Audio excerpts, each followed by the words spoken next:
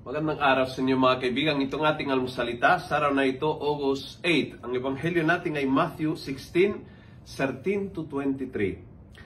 Sabi ng ebanghelyo, "From that day, Jesus began to make it clear to his disciples that he must go to Jerusalem, that he would suffer many things from the Jewish authorities, the chief priests and the teachers, and that he would be killed and raised on the third day." Then Peter took him aside and began to reproach him. "Never, Lord, no. This must never happen." Pinagalitan si Jesus. Tinawagan demonyo actually si Pedro kasi naging sagabal sa daan. Maganda ng tanungin bilang Kristiyano, tinatanggap ko ba ang suffering bilang parte ng plano ng Diyos sa buhay? Tinatanggap ko na many times the Lord will give me the blessing that I'm looking for, but many times He will not. And I will suffer because of that. And that suffering is not a bad word. Hindi parusa, hindi siya malas. That suffering can be a blessing.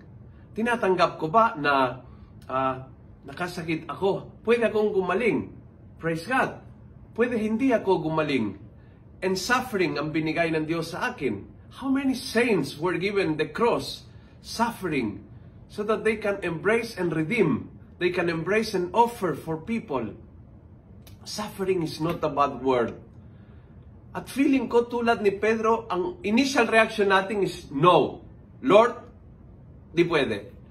But we have to learn. We have to learn to love it, to accept it.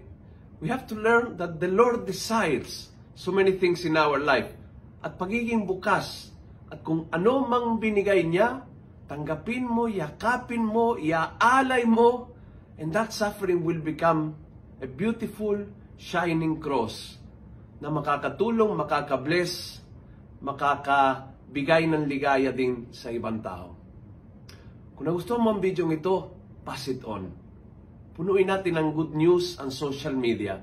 Gawin natin viral, araw-araw ang salita ng Diyos. And God bless.